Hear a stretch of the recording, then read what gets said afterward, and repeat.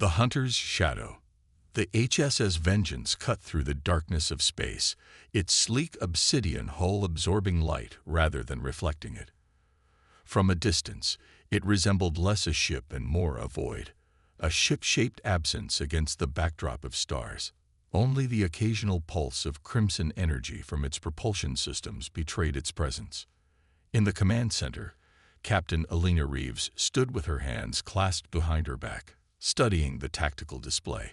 After 15 years commanding the most feared warship in known space, she still felt a surge of pride every time she looked at her vessel's specifications. The Vengeance wasn't the largest ship in humanity's fleet. At just over a kilometer in length, many alien dreadnoughts dwarfed it. It wasn't the most heavily armed by conventional standards either. What made the Vengeance legendary was its adaptability and the minds that operated it. Status report. Reeves called out, her voice calm but carrying the natural authority that had earned her this command. Commander Jackson, her XO, responded immediately. All systems nominal, Captain. We'll reach the Cygnus anomaly in approximately 4 hours. The stealth systems are functioning at 98% efficiency. Reeves nodded. And our guests. The Galactic Council representatives are still in their quarters. They've requested to be present when we reach our destination. A slight frown crossed the captain's face. The Council's sudden interest in human military operations was unusual.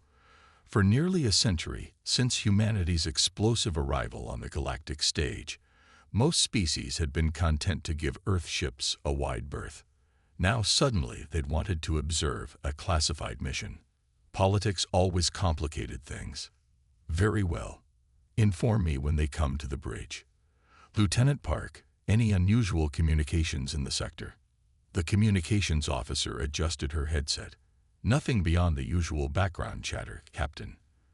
The region is remarkably quiet given the recent disappearances.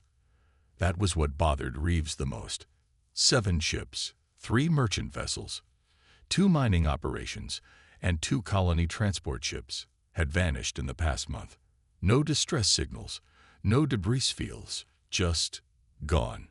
The Council had dismissed it as navigational errors or pirate activity until one of their own research vessels disappeared. Now suddenly, it was humanity's problem to solve. Dr. Karim, what's your analysis of the anomaly? Reeves turned to the ship's chief science officer.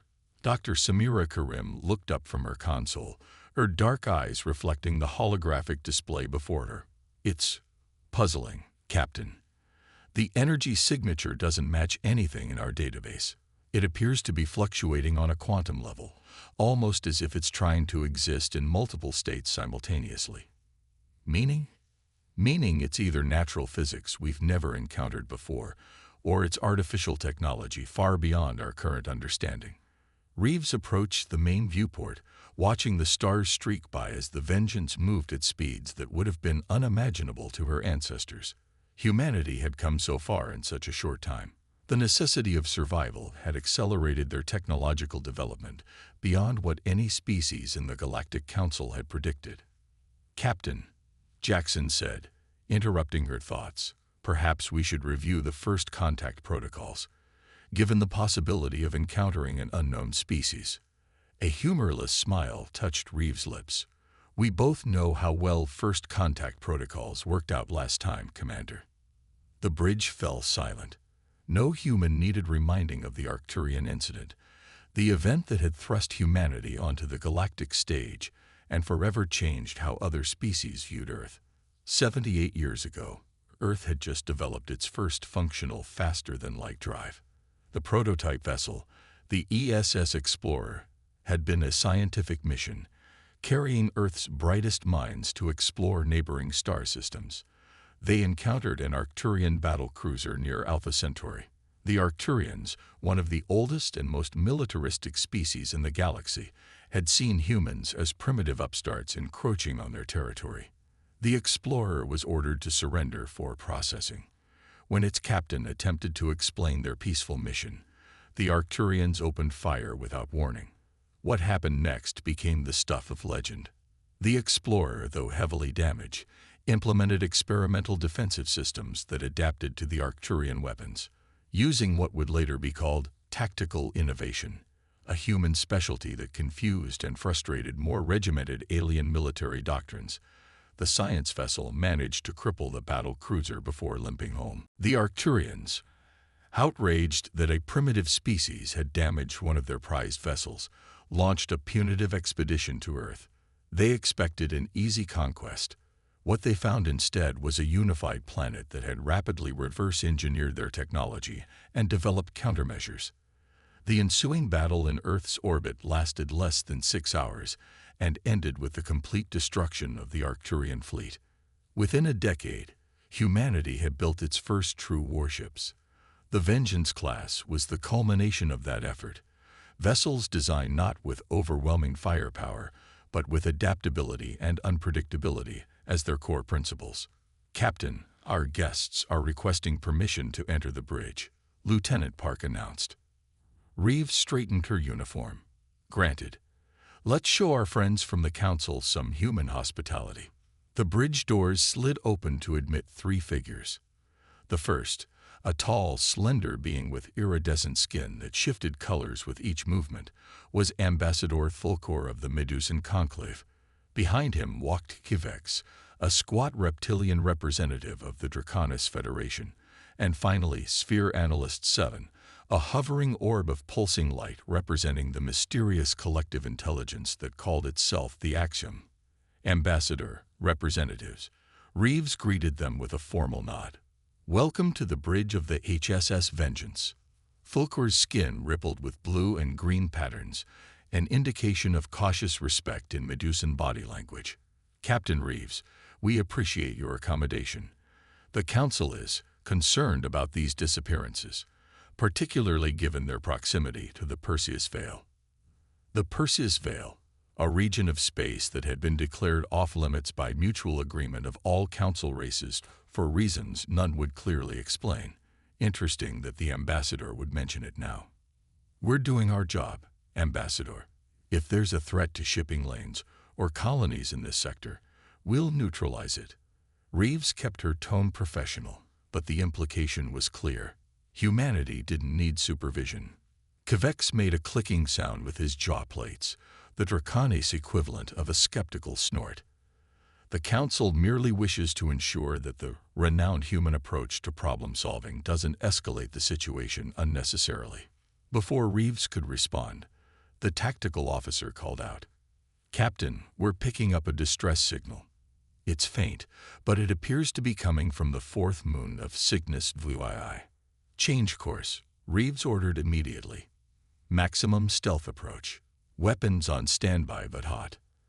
As the Vengeance altered its trajectory, Reeves noticed the aliens exchanging glances. The spherical form of Sphere Analyst 7 pulsed with rapid patterns of light, its method of communication. "You seem concerned, representatives," Reeves observed. "Is there something about this mission you haven't shared with us?" Fulcor's skin darkened to deep indigo. "Captain, the Council has reason to believe that the disappearances may be connected to historical events predating the Council itself." Dr. Karim looked up sharply. "You're talking about the precursors." The representatives fell silent. The precursors were considered little more than a myth by most species, an ancient civilization said to have seeded the galaxy with life before mysteriously vanishing. Most scientific minds dismissed them as a creation myth common to multiple cultures. "Captain," the tactical officer interrupted, "I've identified the source of the distress signal. It's a hegemony science vessel, but the signal's at least 3 days old." The hegemony, a reclusive but highly advanced species that rarely ventured beyond their own territory. What would one of their ships be doing this far from home? "Life signs?" Reeves asked. "None detected, but there's significant interference. We'll know more when we're closer." As the Vengeance approached Cygnus VII, a gas giant with 17 moons, the tension on the bridge became palpable. The distress signal originated from the 4th moon, a barren, rocky satellite with a thin atmosphere. "Scan complete," announced the tactical officer. The hegemony vessel is on the surface, partially buried in a crater. No signs of weapons fire or impact damage. It appears to have landed deliberately. Any other ships in the vicinity? Reeves asked. None that we can detect, Captain. Reeves considered her options. Prepare a landing party. I want a full tactical team, plus Dr. Karim and her science specialists. Captain, Fulcor interrupted. Council protocols suggest extreme caution when investigating unknown. With respect, Ambassador, Reeves cut him off. This is a human vessel under Earth command. We'll follow human protocols, which in this case means investigating thoroughly and prepared for anything. 2 hours later, Reeves stood in the shuttle bay, watching as the landing team made final preparations. Commander Jackson would leave the ground team while she remained on the Vengeance. Remember, she told Jackson, this doesn't feel right. Be prepared for anything, and maintain constant communication. At the first sign of trouble, I want you back on board. Jackson nodded, his expression serious. Understood, Captain. We'll be careful. As the shuttle departed, Reeves returned to the bridge. The 3 council representatives were still there, watching the main view screen with varying expressions of concern. Your species takes unnecessary risks, Captain, Kivex observed. Sending living beings when drones could serve just as well. Reeves smiled slightly. Humans have a saying, Representative. The most sophisticated sensors can't replace a pair of experienced eyes. Sometimes you need to feel the ground beneath your feet to understand what you're dealing with. The shuttle landed approximately 200 meters from the crashed hegemony vessel. Through the team's body cameras, the bridge crew watched as they approached the alien ship, a smooth, silvery craft shaped like an elongated teardrop. No obvious damage. Jackson's voice came through the comms. It's as if they simply sat down.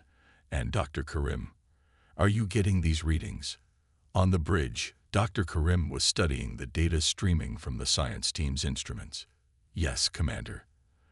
There's a significant energy signature emanating from beneath the surface. It appears the hegemony ship landed here deliberately to investigate it. The entrance to their vessel is open, Jackson reported. We're going in. The interior of the hegemony ship was pristine and abandoned. No signs of struggle, no bodies, nothing to indicate what had happened to the crew. The ship's logs were intact but encrypted. They would need time to decipher them. Commander, one of the science specialists called out, I think I've found something. There's a tunnel system beneath us, and it's not natural. The hegemony crew were excavating something. Jackson ordered the team to follow the excavation down into the moon's surface. What they found changed everything. A vast chamber, clearly artificial, stretched before them. The architecture was unlike anything recorded in any known civilization's database. At the center stood a pulsing obelisk covered in symbols that seemed to shift and change as they watched. Captain, Dr. Karim whispered, her voice filled with awe. I believe we found evidence of the precursors. This technology, it's millions of years old, but still active. On the bridge, the 3 council representatives had gone utterly still. Sphere Analyst 7 had dimmed to almost nothing, while Fulker's skin had turned a pale, sickly white. Captain Reeves, the Medusan ambassador said quietly, you must order your team to return immediately. Do not touch anything. Do not approach the obelisk. Reeves turned to the ambassador, her expression hardening. You knew about this. This is why the council sent you along. Not to observe, but to ensure we didn't find whatever this is. Before Fulker could respond, Jackson's urgent voice came through the comms. Captain, the obelisk is activating. Energy levels are spiking, and... His voice cut off abruptly. Commander, Reeves called. Jackson, report. The tactical officer's console began blaring alerts. Captain, multiple vessels decloaking around the moon. Configuration unknown, but they're powering weapons. On the view screen, 7 ships appeared seemingly from nowhere. Their design was organic, almost living. Black hulls with vein-like patterns of pulsing red energy. They moved with impossible grace, surrounding the Vengeance in a perfect formation. Battle stations. Reeves ordered. Shields at maximum. Get our people out of there now. As the crew rushed to their stations, Flockhart approached Reeves, his skin now deep crimson with fear. Captain, you don't understand what you're facing. Those aren't ships, they're harvesters. The reason the precursors disappeared. They're awakening, and your people just triggered the signal. Reeves had no time to process this revelation as the alien vessels opened fire. The Vengeance shuddered under the impact, the shields flaring brilliantly as they absorbed energy unlike anything they had encountered before. Shields holding at 82%, reported the tactical officer. Their weapons are adapting, trying to find the resonance frequency of our shields. So adapt faster, Reeves ordered. Return fire, rotating energy frequencies. Target their propulsion systems. The Vengeance's weapons blazed in response, lancing out at the nearest alien vessel. The beams struck true but seemed to be absorbed rather than causing damage. Minimal effect, Captain, the tactical officer reported. They appear to have some kind of energy-absorbing outer hull. Reeves studied the tactical display, her mind racing. If energy weapons were ineffective, load kinetic penetrators. Sometimes the oldest solutions work best. The Vengeance's secondary weapon systems came online, railguns capable of accelerating projectiles to significant fractions of light speed.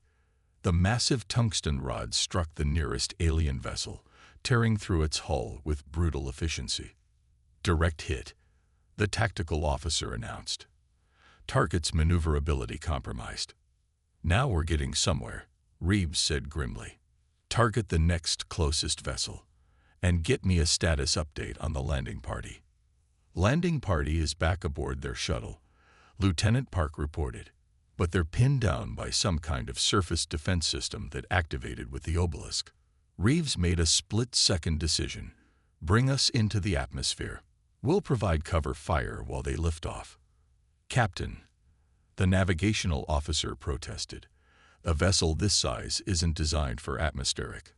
I'm aware of the specifications of my own ship, Lieutenant. Execute the order.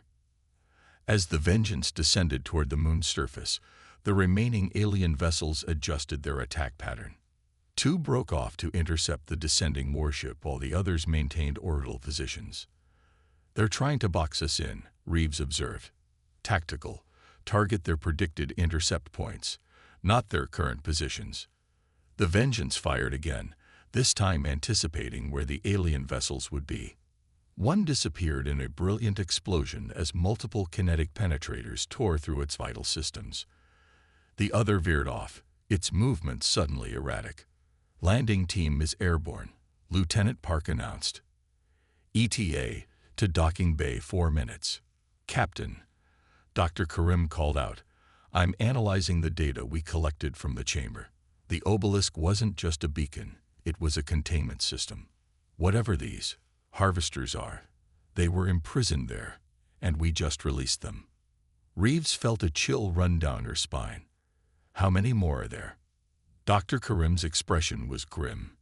If the data is correct, thousands, possibly millions, scattered throughout the galaxy in similar containment systems. The implications were staggering. A dormant threat, millions of years old, accidentally awakened by human curiosity. But there was no time to dwell on it. They needed to survive the immediate battle first. Shuttle docked. Lieutenant Park reported. Landing team is aboard. Get us out of here, Reeves ordered. Maximum thrust. Plot a course back to the nearest Earth outpost. As the Vengeance accelerated away from the moon, the remaining alien vessels gave chase. Their weapons continued to evolve, each volley more effective against the Vengeance's adaptive shields. They're learning, the tactical officer warned.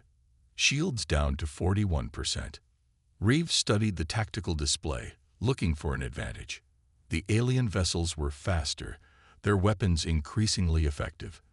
But they seemed to operate as individual units rather than a coordinated fleet. New plan, she announced. Reactor to 120% capacity. Prepare for emergency FTL jump inside the gravity well. The bridge crew stared at her in shock. FTL jumps were never performed inside a planetary gravity well. The gravitational distortion could tear a ship apart. "Captain," the engineering officer protested, "the structural integrity field can't compensate for that kind of stress." "It doesn't need to compensate for long," Reeves replied. "Just long enough. Plot a micro-jump to these coordinates." She entered the data herself, a position that would put them directly behind the pursuing alien fleet. As the Vengeance's FTL drive charge, the alien vessels closed in, sensing their prey was cornered. The ship shuddered under their combined assault, warning klaxons blaring throughout the vessel. "Shields at 18%, the tactical officer reported. "Structural integrity compromised on decks 12 through 15. FTL ready," the navigational officer announced. "Execute jump." The stars blurred as the Vengeance tore a hole in space-time within the gravity well of Cygnus 2II. For 3 terrifying seconds, the ship existed partially in normal space and partially in the dimensional corridor of FTL travel. Alarms screamed as the structural integrity field struggled to keep the vessel from being torn apart by gravitational shear. Then suddenly, they were behind the alien fleet, which was still facing the wrong direction. "Weapons free," Reeves ordered. "All kinetic systems, maximum yield." The Vengeance unleashed its full arsenal into the exposed rear sections of the alien vessels. 3 disappeared in cascading explosions as their power cores breached. The remaining 2 attempted to turn and engage, but the Vengeance was already moving, its weapons continuing to pound the disoriented enemy. Within minutes, it was over. The last alien vessel, heavily damaged, attempted to flee but was caught by a final barrage that left it drifting, powerless. "Secure that vessel," Reeves ordered. "I want a boarding team ready. If we can capture one of these things intact, we might learn how to fight the rest of them." As the adrenaline of battle began to fade, Reeves turned to the 3 council representatives. Their expressions ranged from shock to grudging respect. "Now," she said, her voice deadly calm, "you're going to tell me everything you know about these harvesters, and why the council kept their existence secret."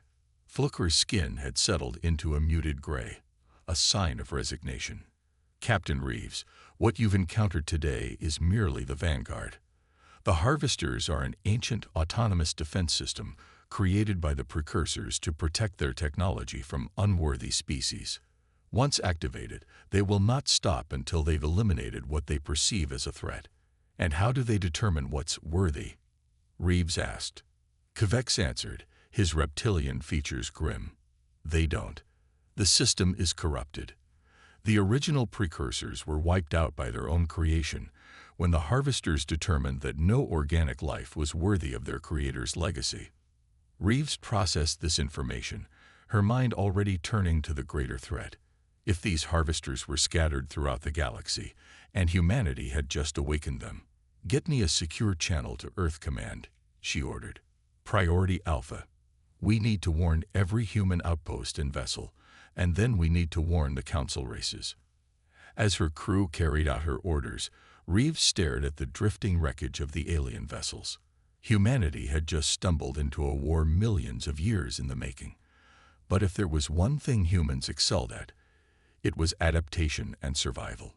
The Vengeance would live up to its name. The Reckoning. The conference room of the HSS Vengeance hummed with tension. Captain Elena Reeves sat at the head of the table, her expression carefully neutral as she studied the faces of those assembled, her senior officers, the council representatives, and the holographic projections of Earth's highest military command. Admiral Chen's hologram spoke first, his weathered face grave. "Your report has been analyzed, Captain. The implications are concerning, to say the least." "Concerning is an understatement, Admiral," Reeves replied. "We're looking at a galaxy-wide awakening of autonomous weapons systems with technology far beyond our current capabilities." Dr. Karim displayed the data they'd gathered from the captured harvester vessel. "The technology is unlike anything we've seen. Self-repairing nanomaterials, quantum-entangled communication systems that operate instantaneously across vast distances, weapons that can adapt to any defense. Yet you managed to destroy several, observed General Santos, another of the holographic figures. Through surprise and unconventional tactics, Reeves acknowledged. Advantages we won't have next time. The harvesters learn and adapt with each encounter. Ambassador Fulcor, his skin shifting between shades of blue and gray, leaned forward. The Council has known of the harvesters' existence for millennia, though only as ancient warnings. We believe them dormant, the threat contained. And you didn't think to share this information? Commander Jackson asked, his voice tight with barely controlled anger. 3 of his team hadn't returned from the moon's surface. The Council's policy has always been containment and secrecy, Kivex replied, unrepentant. The locations of suspected precursor sites were restricted information. Until now, the strategy was successful. Until humans stumbled onto one. Sphere Analyst 7 pulsed, its translated voice emotionless. Your species' curiosity may have doomed us all. Reeves fixed the hovering sphere with a cold stare. My team was investigating disappearances in a sector your council assigned us to patrol. If you knew the danger, you should have warned us. Admiral Chen interrupted before the argument could escalate. What's done is done. Our priority now is response and containment. Captain Reeves, your analysis suggests this is only the beginning. Reeves nodded grimly. According to the data we've recovered, the activation of one containment site triggers a cascade.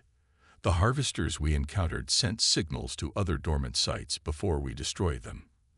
Dr. Karim estimates we have weeks, perhaps months, before we face a full-scale emergence.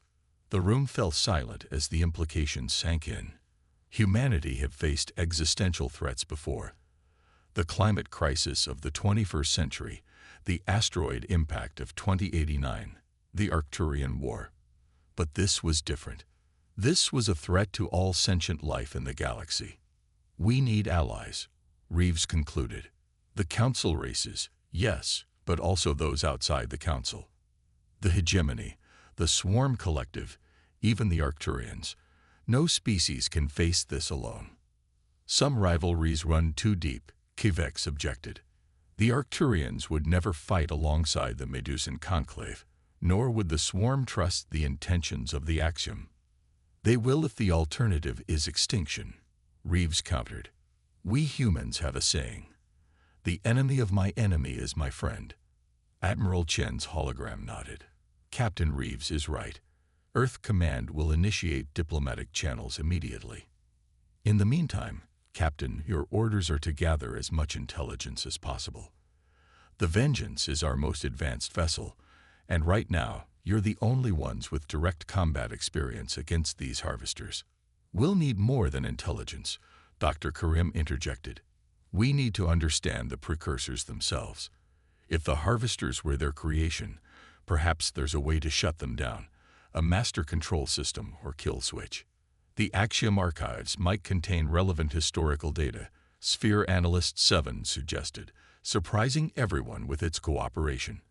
Our collective memory extends back nearly 1 million years, and the hegemony has been studying precursor artifacts for centuries, Fulcor added. If anyone understands their technology, it would be them. Reeves felt a glimmer of hope. Perhaps cooperation was possible after all. Then our course is clear. We gather intelligence, forge alliances, and search for a solution while Earth prepares its defenses. As the meeting concluded and the holograms winked out, Commander Jackson approached Reeves privately. Captain, there's something else. Something we found in the hegemony vessel's logs that I haven't shared yet. Reeves raised an eyebrow. I don't appreciate secrets on my ship, Commander. It wasn't secrecy, Captain. I needed verification first. Jackson handed her a datapad. The hegemony ship wasn't there by accident. They were following a star chart, a map leading to specific precursor sites. Reeves studied the information, her brow furrowing. Where did they get this? That's the concerning part. According to their logs, they've been in contact with something claiming to be a surviving precursor, an entity calling itself the Architect. The implications were staggering. If a precursor still lived, have you shared this with the council representatives? Jackson shook his head. Not yet.